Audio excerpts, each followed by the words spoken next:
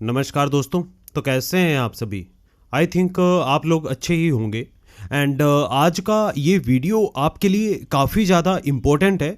अगर आपका डाउट है कि पर्सनल लोन डिफ़ॉल्ट करने पर कौन सी सज़ा होती है एंड क्या हमें जेल हो सकती है, एंड ये सारे के सारे डाउट आज आपके इस वीडियो में क्लियर हो जाएंगे। अगर आप ईएमआई समय पर नहीं भरते हैं, लेट फीस और पेनल्टी इंटरेस्ट लगता है, क्रेडिट स्कोर खराब होता है, और जो सिविल स्कोर है आपका ये मोस्ट इंपॉर्टेंट है, जो कि 7 साल तक आपका जो सिविल रिपोर्ट है ये रिकॉर्ड में रहता है, जो कि खराब रिकॉर्ड रहता है। अगर 90 दिन तक ईएमआई नहीं भरते हैं, क्या क्या प्रॉब्लम क्रिएट हो सकती है, रिकवरी और कानूनी प्रक्रिया इस बीच में आपके साथ क्या होगी, ये सारे के सारे डाउट आपको सिर्फ और सिर्फ एक वीडियो में मिल जाएंगे। आपको कहीं भी जाने की कोई भी आवश्यकता नहीं है। अगर आपका पर्सनल लोन डिफॉल्ट हुआ है या फिर क्रेडिट कार्ड डिफॉल्ट हुआ है एंड इसके साथ बिजनेस लोन आपका डिफॉल्ट हुआ है।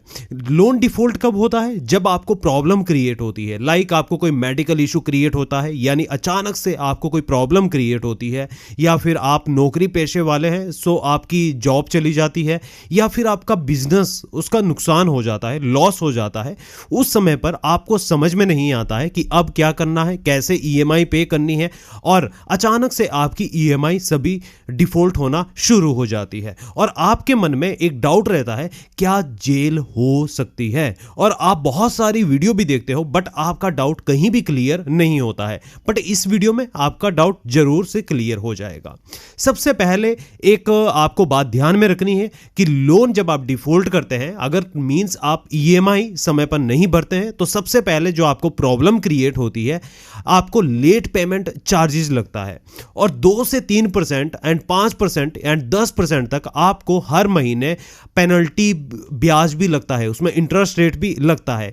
प्लस आपको जीएसटी, अगर आपके लोन में जीएसटी लागू है तो आपको उसमें जीएसटी भी लगेगा।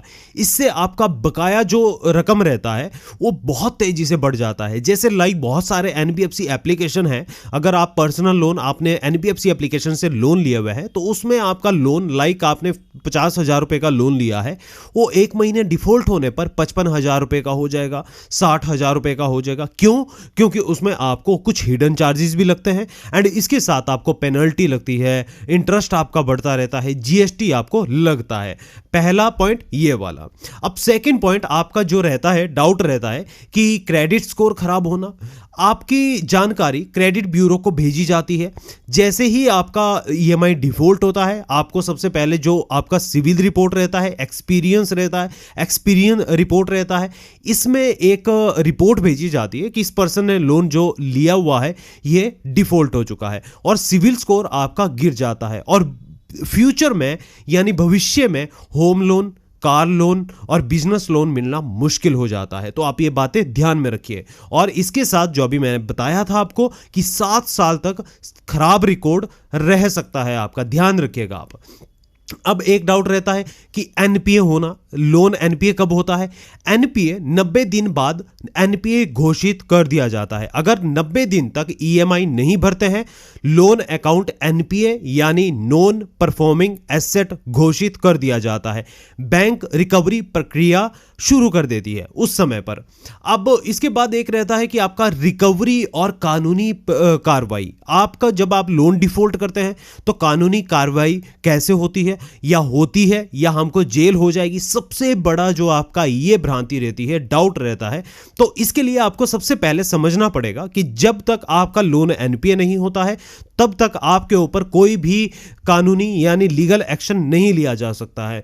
बट जैसे ही आपका लोन एनपीए होता है तो उसके बाद एक प्रोसेस शुरू होता है, नोटिस आपको भेजा जाता है, रिकवरी एजेंट भेजे जाते हैं और सिविल केस फाइल किया जाता है। और ये सभी केस में मैटर अलग अलग सिचुएशन करती है। ऐसा नहीं है कि आपने कोई लोन लिया हुआ है किसी एनबीएफसी से या बैंक से, या कोई क्रेडिट कार्ड लिया हुआ है या बिजनेस लोन लिया हुआ है और सभी में सेम अप्लाई करता है। ये डिपेंड करता है कि आपने कौन से लेंडर से लोन लिया हुआ है, कितने टाइम तक आपका डिफॉल्ट हुआ है।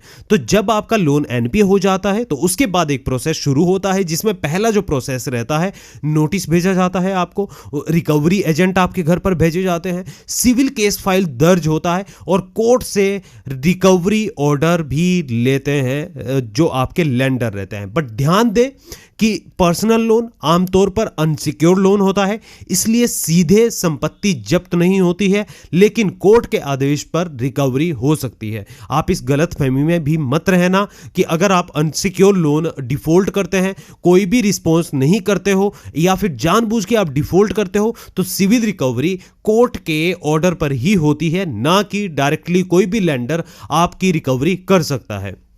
क्या जेल हो सकती है? सामान्य तौर पर क्या होता है कि जब लोन डिफॉल्ट होता है तो जेल नहीं होती है, परंतु जानबूझकर धोखाधड़ी की गई है या फर्जी दस्तावेज आपने दिए हैं तो धोखाधड़ी के तहत आपराधिक मामला बन जाता है और जिसमें आपको जेल भी हो सकती है, क्योंकि जेल का प्रावधान है।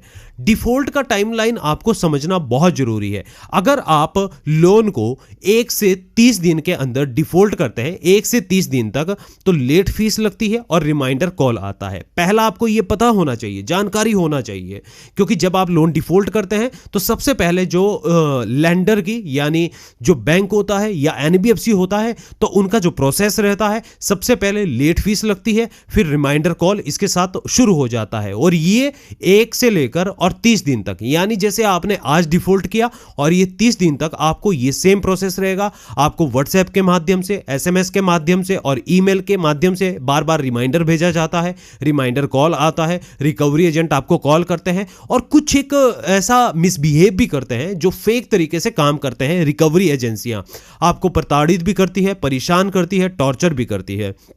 अब 30 दिन से लेकर और 60 दिन तक क्रेडिट स्कोर पर असर पड़ता है। जो आपका सिविल रिपोर्ट रहता है उस पर पॉइंट गिरना काफ़ी प्रॉब्लम क्रिएट हो जाता है एंड आपका सिविल स्कोर इंपैक्ट करता है।